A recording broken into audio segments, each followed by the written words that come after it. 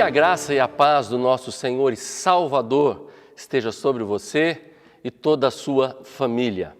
Eu sou o Marco Antônio, estou na Igreja do Nazareno desde 1974. Ainda pequenino, minha mãe me trouxe para a igreja. E eu me lembro que eu fui a uma classe de escola dominical e no final eu disse para minha mãe, nunca mais me traga neste lugar.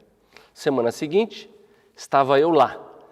Me converti aos 13 anos de idade. Durante esse período, eu conhecia a palavra de Deus, sabia a respeito das Escrituras, mas ainda não tinha recebido o Senhor na minha vida como Salvador, Rei, que controla a nossa vida. O fiz aos 13 anos. Aos 18, assim que tinha passado na Faculdade de Administração, na PUC, fui ao retiro nos dias de carnaval e ali fomos tocados pelo Espírito Santo de Deus e experimentei o toque do Espírito Santo na minha vida. Em seguida, chegou o chamado para o ministério. Em 1990, a um convite do pastor Geraldo, estive auxiliando ali na Igreja do Nazareno do Parque Taquaral. Em 2004, vim para a Igreja do Nazareno Ebenezer, onde sou pastor até o dia de hoje.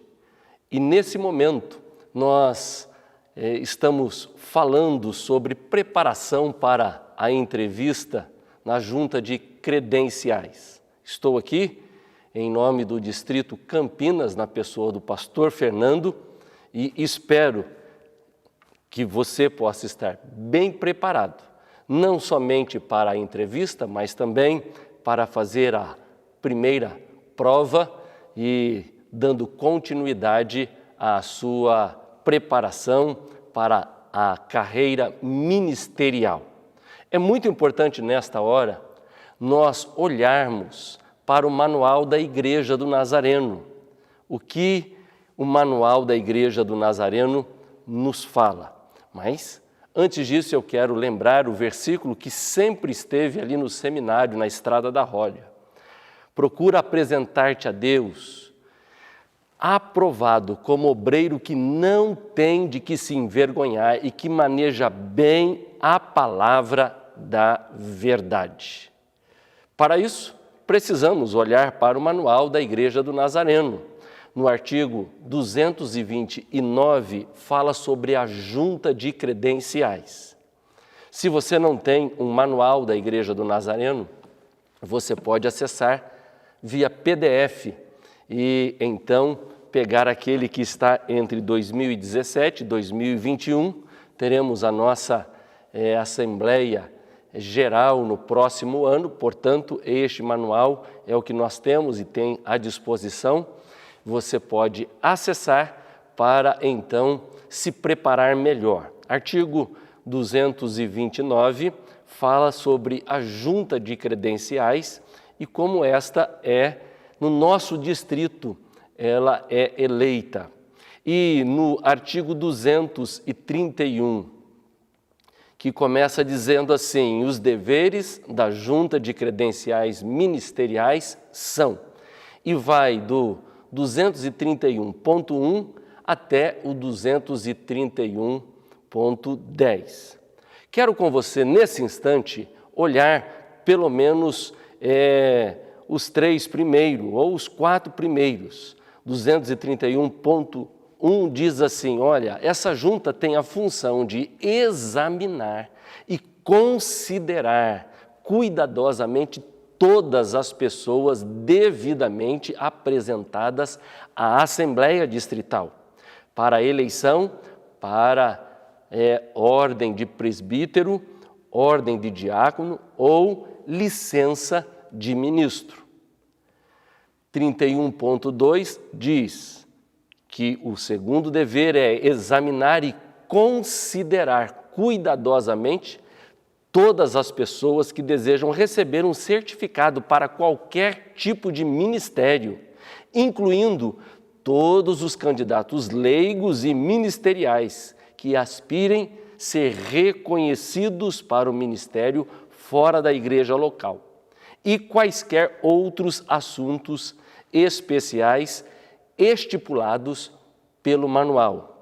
Mas não para por aí, segue ainda o artigo 231.3 dizendo, olha, essa junta de credenciais ministeriais também tem a função de informar-se cuidadosamente sobre cada candidato e fazer qualquer outra investigação que julgue aconselhável, respeitante a sua experiência pessoal de salvação e de inteira santificação pelo batismo com o Espírito Santo, conhecimento das doutrinas da Bíblia, plena aceitação das doutrinas, do pacto de caráter cristão e do pacto de conduta cristã e o governo da Igreja. Evidencia, ou melhor, essa evidência da graça dos dons e qualificação intelectuais, morais e espirituais e aptidão geral para o ministério para o qual o candidato se sente chamado. Quando você for entrevistado, não fique de maneira nenhuma assim surpreso por qualquer pergunta que fizer a você. O interesse dessa junta não é de maneira alguma desprezar qualquer qualificação sua, mas, sobretudo, a função é exatamente examinar. O artigo 231.4 diz o seguinte: investigar cuidadosamente a conduta de cada candidato, procurando identificar se o mesmo ou a mesma está ou não envolvido em, ou se tem padrão de conduta que, se continuado, seria inconsistente com o ministério pretendido pelo candidato. Portanto, veja que é um exame também do padrão de conduta. E, por último, 231.5 diz que essa junta tem o dever de examinar, visando a aprovação de recomendação, qualquer ministro local que tenha sido nomeado como pastor ou pastora temporariamente, caso se ele ou ela continue em exercício depois da Assembleia Distrital seguinte à sua nomeação. E veja que ainda existem mais 5 artigos falando dos deveres dessa junta credencial. Portanto, a Igreja do Nazareno tem uma atitude séria para com os candidatos ao ministério. E é por isso que essa junta irá entrevistar você. Por isso também que essa junta fará, então, a prova para saber do seu conhecimento. Não é com o fim de prejudicar, mas, sobretudo, para que eu, você, cada um de nós, possamos estar bem preparados para a obra que o Senhor nos designou. Num primeiro momento, e essa sendo a primeira aula, nós vamos ver, nesse instante, algumas perguntas individuais. Essas perguntas, elas vão depender de cada candidato. Não é uma pergunta que está baseado no manual ou na Bíblia, mas serão perguntas que muitas vezes o entrevistador fará a você para que você possa dar a sua resposta baseado no chamado que Deus te deu, na função que você desempenha dentro da igreja, na aprovação que a igreja local tem para com você. E então, vamos numa série de perguntas agora, que não haverá uma resposta minha. Quero chamar a tua atenção nessa primeira aula para que você vá preparado para responder às perguntas seguintes. Primeiro, como recebeu o seu chamado? É importante que, durante a entrevista, você saiba dizer como Deus te chamou. Não foi a igreja, não foi o pastor, mas foi o Senhor quem te chamou. Então, esteja preparado para responder à pergunta: como recebeu o seu chamado? Segunda, seu cônjuge, se é casado, ou está noivo, ou está namorando, apoia o seu chamado? Ele tem apoiado? Para muitas profissões, por assim dizer, não importa muito o que o cônjuge pensa, mas lembre-se que na vida ministerial, um dos primeiros pontos é vida e lar do pastor. Portanto, é importante saber, para aquele que está te entrevistando, qual é a posição do seu cônjuge, como ele te apoia ministerialmente. Terceira pergunta é: qual área de atuação do seu ministério? Onde você mais tem se encaixado? Onde você mais tem trabalhado na igreja local? Ainda a outra pergunta é: por que você acredita que Deus quer você no ministério? Por que você acredita que o Senhor quer você nessa obra especial, que você foi chamado por Ele? Outra pergunta é: o que você está fazendo hoje na igreja local que mereça uma licença distrital? Muitas vezes a função é aquela que somente um irmão bem treinado pode fazer. Um professor da escola dominical não precisa ser um pastor. Ainda, um líder do ministério de louvor não precisa ser um pastor necessariamente. Ainda, um líder na área da recepção não precisa ser um pastor. É importante que você saiba responder a pergunta, mas estar envolvido de tal maneira com a vida ministerial. Há muitos candidatos que não se envolvem, e aquilo que ele está fazendo é aquilo que qualquer outro membro da igreja, bem aparado pelo seu pastor, pode desenvolver esse trabalho. Portanto, é necessário saber responder isso com propriedade. A outra pergunta é: você tem algum problema com colegas de ministério? Parece que está cutucando você, mas na verdade é que no desejo, na ânsia de querer fazer da melhor forma possível, muitas vezes nos esbarramos entre aqueles que serão amigos de ministério.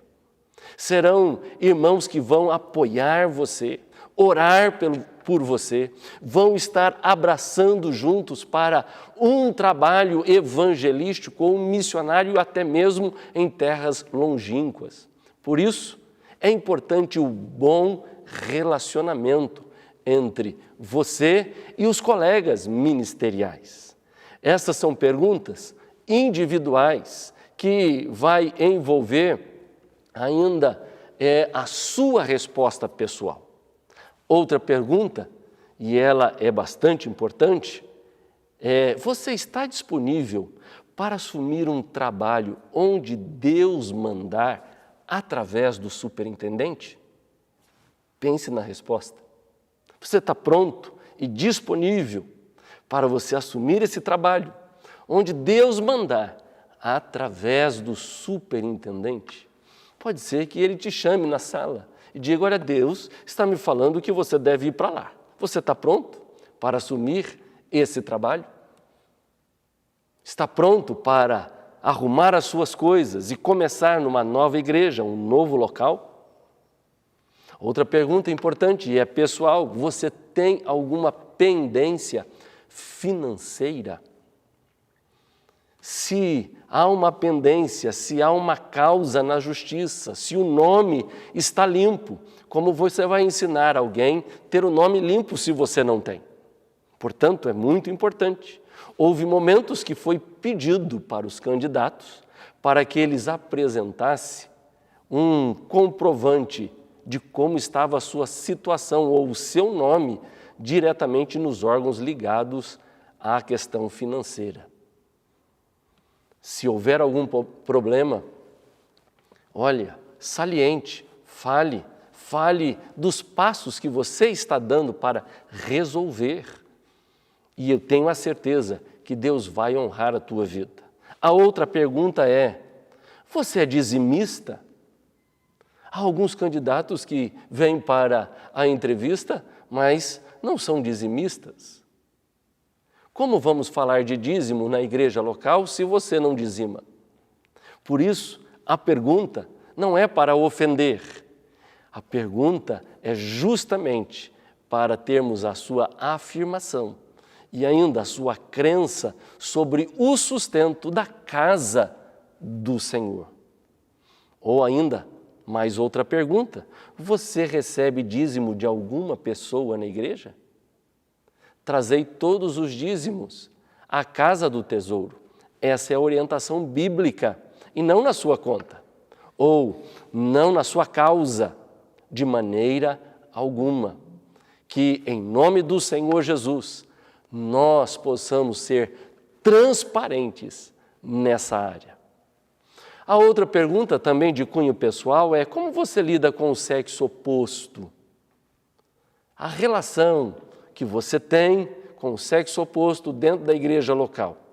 E agora a pergunta está se estendendo ainda. E do mesmo sexo, não é mais só do sexo oposto. Mas a pergunta já está se estendendo para aí do mesmo sexo. Ou seja, como é a nossa relação ao lidar com as pessoas? O que as pessoas estarão dizendo de nós a respeito da nossa relação na igreja? Ainda outra pergunta de cunho individual é: qual é o seu tempo devocional diário? Você tem tido um tempo devocional diário? E eu espero que a sua resposta seja afirmativa. E se for afirmativa, a pergunta seguinte é: qual é o livro da Bíblia que você tem estudado? Alguns, nesta entrevista, são perguntados sobre o livro da Bíblia que têm estudado e não têm a mínima noção sobre quem escreveu, quanto tempo levou, não tem a mínima noção do que o capítulo está dizendo. Portanto, a pergunta não é se você está lendo a Bíblia, porque supõe que você, ao chegar a este momento, você tem uma leitura da Palavra de Deus, da Bíblia. Mas muito mais do que a leitura, o ministro do Senhor tem que estar preparado para ministrar a palavra dele para as pessoas. E o estudo tem que ser constante. Muitas vezes, aquele que está entrevistando você, ele vai até pedir: faça um pequeno panorama deste livro que você está estudando, lendo, se aprimorando. Portanto, daqui até a entrevista, se prepare, estude a palavra de Deus. Não tenha pressa, mas que você possa ter a ciência de que você está fazendo da melhor maneira possível. As perguntas não param por aí, elas vão mais além. Ela vai também estar dizendo quais são os seus autores preferidos que você tem lido, quais os livros teológicos que você tem estudado, os comentários ou comentaristas que você tem ouvido ou tem estudado. É muito importante termos o conhecimento de literatura e de material que tenha substância para a nossa vida ministerial. Quais são aí, talvez, as atividades que caracterizem o seu empenho, o seu interesse para o evangelismo? O que você está fazendo agora que caracteriza o seu empenho para o evangelismo? Estamos vivendo um momento de pós-pandemia. A nossa situação é de pós-modernidade. Como evangelizar nesse tempo? E quais as características que você vê na sua própria vida que tem levado você à prática do evangelismo. E como você lida com o assunto evangelismo pessoal e coletivo dentro da igreja local? Não pode só dizer, eu estou estudando, eu estou me preparando, eu quero ser pastor, mas não está envolvido com a evangelização, não está envolvido em falar da revelação que você teve de Deus e como Deus se revelou a você. E é por isso que você tem tanto a compartilhar àquele que tem esta carência. E há muitas pessoas que carecem desta palavra. Por último, nessa primeira aula, nesse primeiro momento como você descreve um pastor bem-sucedido e uma igreja bem-sucedida? Como você descreve um pastor bem-sucedido e como você descreve uma igreja bem-sucedida? Olha, sucesso não é só porque tem muita gente. Portanto, que características uma igreja de sucesso ela precisa ter? E que características um pastor de sucesso, bem-sucedido, precisa ter? Estas são as perguntas de cunho pessoal. Não há aqui uma literatura específica, mas precisamos estar bem preparados. Nós acabamos de ver aqui nos artigos sobre esta questão de junta de credenciais, que ela tem a função de examinar e considerar cuidadosamente as pessoas devidamente apresentadas à Assembleia Distrital. Portanto, nesta primeira aula, quero que você feche pensando nas perguntas. Se você puder escrever e estiver bem firmado em perguntas pessoais, essas não são de cunhos teológicas nem bíblicas, mas são únicas suas. Sendo assim, você vai estar dando o primeiro passo para a sua preparação. Que Deus abençoe. Logo teremos a segunda aula. Essa é a introdutória. E então vamos para o Manual da Igreja do Nazareno. E eu espero te ver em breve. Até mais!